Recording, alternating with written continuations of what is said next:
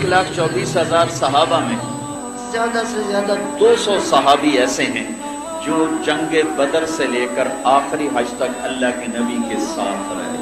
200 زیادہ سے زیادہ 200. کوئی کسی جنگ میں ہے, کوئی کسی میں ہے, کوئی کسی یہاں نہیں, کوئی وہاں نہیں. ابو دجانہ ان 200 میں ایک آدمی ہے جو جنگ بدر سے آخری حج تک ساتھ رہے. یہ اتنا بڑے آدمی. احد کی جنگ میں آپ نے تلوار اٹھائی, کہا یہ تلوار کون لے گا؟ کئی صحابہ کھڑے ہوئے. تو آپ نے فرمایا اس کا حق کون ادا کرے گا؟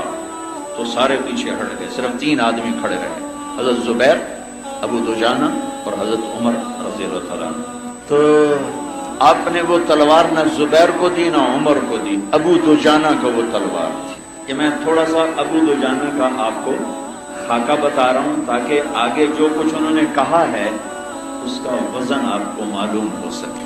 ابو دجانہ نے تلوار اٹھائی, سرخ پگڑی باندھی اور شعر پڑھے, انا الذی عاہدنی خلیلی اللہ اقوم الدہر فی القیول, انا الذی عاہدنی خلیلی ونحن بالصفح لدى النخیل, اللہ اقوم الدہر فی القیول وَأَضْرِبْ بِسَيْفِ اللَّهِ وَرَسُولِ.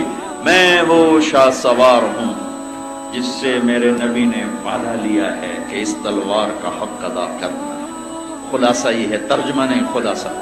تو ایک طرف سے جو حملہ کیا تو قریش کے 3,000 کے لشکر کو چیر کے پار نکل, ان کو روک نہیں سکا.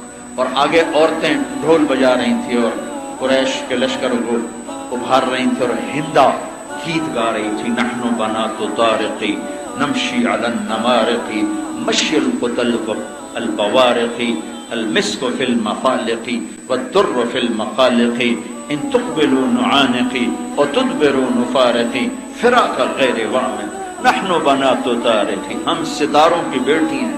نمشی علی النمارقی, قالینوں پہ چلنے والی ہیں. مشی القتل البوارقی, نخرے والے چکور کی چال چلنے والیاں ہیں. المسک فی المفارقی, ہماری مانگ میں مشک بھرا ہوا ہے. والدر فی المخالقی, ہماری اوڑھنیوں میں موتی پروئے ہوئے ہیں. ان تقبلوا نعانقی, آگے بڑھ کے حملہ کرو گے تو ہم تمہیں گلے لگائیں گے. اور تدبروا نفارقی, اور اگر پیچھے ہٹو گے تو ہم تمہیں دھکے دے کے ذلیل کر دیں گی. یہ ہندا کے اشعار ہیں. تو جب ابو دجانہ سامنے آئے تو ساری عورتیں بھاگی. ہندا کے بھاگنے سے پہلے ابو دجانہ پہنچ گیا, اس کے سر پہ تلوار رکھی تو اس کی چیخ نکلی تو تلوار پیچھے ہٹائی. تو پیچھے زبیر بھی, حضرت زبیر کہنے لگے میرے جی میں آیا کہ میں اتنا شاہ سوار, مجھے تلوار نہیں دی, ابو دجانہ کو کیوں دی؟ میں تو پھوپھی کا بیٹا بھی ہوں, مجھے کیوں نہیں؟ میں دیکھتا ہوں یہ کیا کرتا ہے. تو وہ پیچھے پیچھے تھے, پیچھے پیچھے. تو تلوار ہٹائی تو زبیر کہنے لگے یہ کیا کیا, چلائی کیوں نہیں؟ کہ اللہ کے نبی کی تلوار ہے, عورت کے خون سے رنگین کر کے اسے خراب نہیں کرنا چاہتا. کمزور پہ اٹھانا اس کی شان کے خلاف ہے. میرے نبی نے کہا تھا حق ادا کرنا ہے تو کمزور پہ اٹھانا, کمزور پہ خون سے داغدار کرنا اس کے حق کے خلاف. تلوار اٹھا, پھر پیچھے مڑے, پھر پلٹ کے حملہ کیا. تو سامنے ایک قریش کے لشکر میں تھا, لوہے میں فرق جیسے ہاتھی ہوتا. زبیر کہنے لگے میرے جی میں آیا کبھی اس سے ٹکر ہو تو پھر میں دیکھوں ابو دجانہ کیا چیز. تو اللہ کا کرنا ایسا ہوا کہ وہ دونوں آمنے سامنے آئے.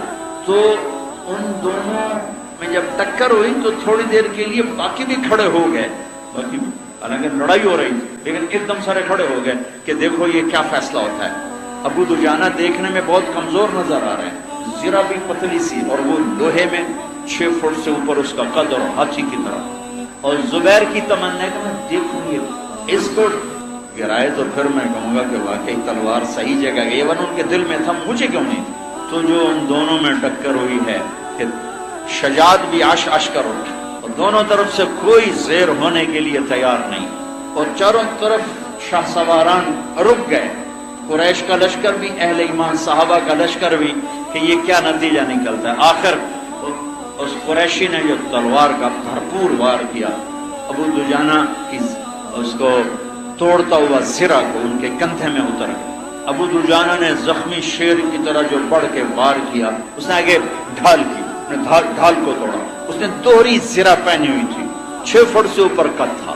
یہاں تلوار لگی، یہاں زخمی ہیں ابو دجانہ، اور جو تلوار اندر گئی ہے یہاں آ کر 2 ٹکڑے کر کے پھینک دیے، ادھر ادھر 2 ٹکڑے ہو گئے اس کے۔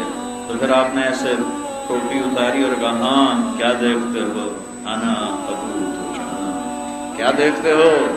انا ابو دجانہ، میں ہوں ابو دجانہ۔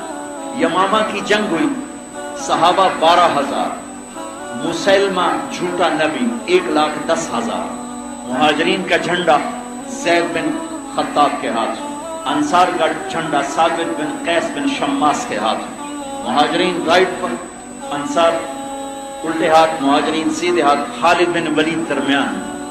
پہلے ہی حلے میں مہاجرین کے قدم اکھڑے اور حضرت زید بن خطاب شہید ہوئے، حضرت عمر کے بھائی شہید ہو گئے۔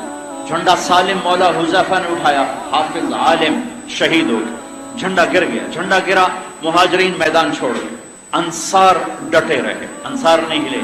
تو خالد بن ولید رضی اللہ تعالیٰ نے، برا بن مالک ان صحابہ میں سے ہیں جن کے بارے میں میرے نبی کا فرمان ہے کہ میرے کچھ ساتھی ایسے ہیں